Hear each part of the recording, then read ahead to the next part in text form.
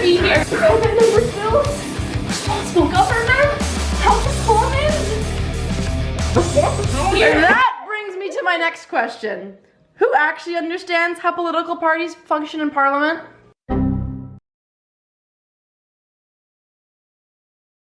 Before this video begins, a quick reminder as to why parties matter so much in Canadian politics.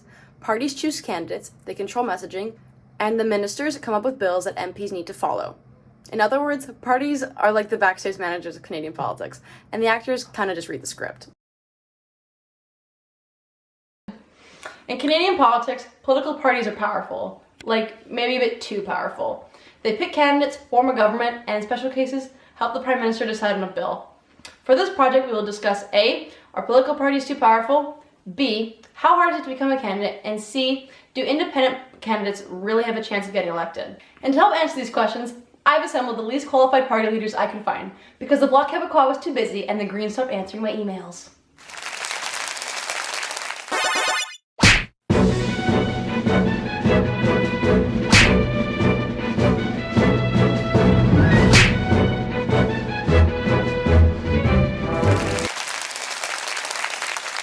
Thank you all for joining us for the 2025 Canadian Federal Leaders Debate. Thank you. Our first question, do you believe political parties have too much power in Canada? If yes, how come? Absolutely not. Parties keep things organized and everyone in order. Without them, we would have 338 people dressed in business casual, causing them to have havoc in the House of Commons. I personally don't want that. Fair point, but parties control how MPs vote through party discipline. If they vote against a bill proposed by the cabinet, especially if they are a minister, they are asked to resign. Basically, your boss owns your soul. If you break party discipline, the party whips will hit you faster than you can blink. I don't know why I'm here. I'm not even interested in politics. I just work as sound for this TV station, and apparently one of the leaders couldn't make it, so that makes me a part of the debate team now, and I'm leading a federal party that I don't even know the name of. Yeah, totally agree. As you may have just heard, one of the party leaders has just mentioned ministers, and now you may be asking, what is a minister? Ministers are members of parliament or senators that are elected by the Prime Minister. Each of these ministers has been assigned a specific department, like the Department of Health, Finance, or Environment. Each minister has a responsibility towards the department they have to uphold. They have to manage it, which means they have to oversee the policies, the programs, and the budget. They have to implement government policy. They have to introduce legislation. They also have to answer to Parliament, which means they have to justify their decisions to the rest of their MPs. People say parties are too powerful. I personally like party discipline. When I was an MP, things were just easier that way. Wouldn't you want some independence when choosing whether or not to deny a bill? Hey man, deciding what to eat every night for dinner is already too much. Whatever the boss says, goes. Party's gonna decide who becomes Prime Minister. If I say one thing about James Charles on Twitter during his scandal, denied. Political parties do have the biggest impact on nominations. They have the ability to block candidates, screen applications, and party leaders must approve of all candidates under their party. This centralizes power towards parties and ultimately decides who participates in Parliament. Let's take a second to talk about how quirky some Canadian parties can be. For example, the Bloc Québécois. The Bloc Québécois is only able to be voted for in the province of Quebec. The Bloc Québécois is fairly focused on Quebec sovereignty. Their ultimate goal is not to form a majority government. But, like I just said, is to get Quebec its sovereignty. Which honestly begs the question is, why do they even run for government in the first place? Would you say it is difficult to become a candidate for a major party like yours? Oh please, it's so easy. All you need, a public perfect record, months of campaigning, thousands of dollars in fundraising, approval from the party, and the ability to smile and shake hands to strangers for hours at a time. Don't forget the nomination fight. You really have to convince hundreds of strangers you're better off than some random middle-aged guy with a semi-popular Facebook page. I was vice president of my high school's debate team. I didn't really have to try very hard though. I just said I would bring food to the meetings. Oh, and don't post anything weird on social media. The NDP will make a TikTok about it. Is this you speaking from experience? No? For major parties like Canada's Liberal Party or the Conservative Party, nominations for candidates are extremely competitive. Firstly, you need to be eligible, which means you need to be over 18 and you need to be a Canadian citizen. And then you need all your paperwork, which includes the candidate declaration as well as your supporting documents.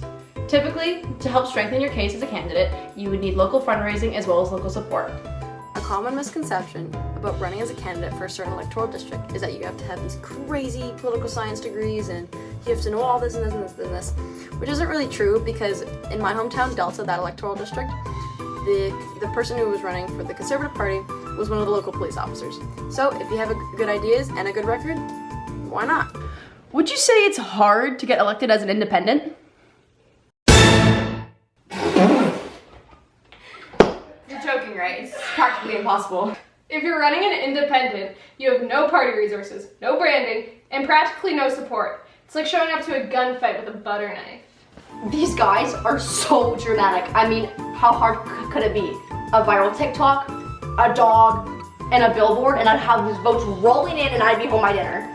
In Canada, independents rarely win electoral districts. Since voters typically look for a party when voting, they usually overlook the independents. Name recognition is extremely important in elections. Without a party backing you up, your chances are pretty slim to none. But yes, once in a while, an independent will win an electoral district, typically because they have a strong local campaign. Most people think running as an independent in Canada is pretty bold. It would kind of be like showing up to a lecture in like a full tux. Like, yes, cool, but also very, very bold and a little bit tricky. As one of the party leaders has mentioned before, independents lack the resources, the branding, and the loyal voter base that parties would usually give their candidates. Our final question. Should MPs be allowed to vote more independently? No. Voters choose candidates typically based on the party. What would the voters think if their MP suddenly went rogue? Discipline is mandatory. Otherwise, Parliament would be like a high school group project with a bad grade. Fair point, but I think MPs should represent their constituents, not just bow down to whatever the cabinet wants. Canada's parliament is known for its strong party discipline. Like mentioned before, MPs risk punishment when voting against the cabinet or their party, like being removed from caucus. So most believe it's not really worth the backlash. This party discipline means that governments can have confidence in the House. Having confidence in the House means you have majority support from majority of the MPs and you have the ultimate say in what bills are passed. Parties with the most seats in Parliament value their confidence in the House because if lost, the Prime Minister is asked to resign, Parliament is dissolved, and a new government is formed. I think parties are powerful, but honestly, someone has to keep things organized. There's too much chaos in the world. I don't need more than my job. Parties are necessary, but they can be too controlling at points. Wait, can someone call my wife and tell her I'm okay? So, are political parties too powerful? Honestly, it's fair as some people might think this. They centralize decisions, keep MPs in line, and run our government. But they also structure our politics, help voters choose, and keep Parliament functioning. In malpractice, parties can get out of control, but under close watch, they are essential to our government. In other words, political parties are kind of like group chats. Annoying, overwhelming, controlling, but without them, no one really knows what's truly going on.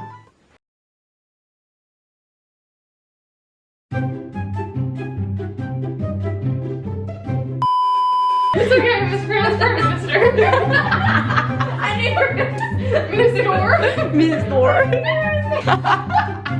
House is home, responsible government, and what the fuck all cabinet?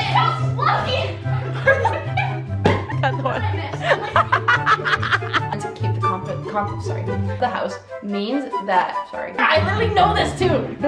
Like, I know this. I don't know why I'm here. I don't even...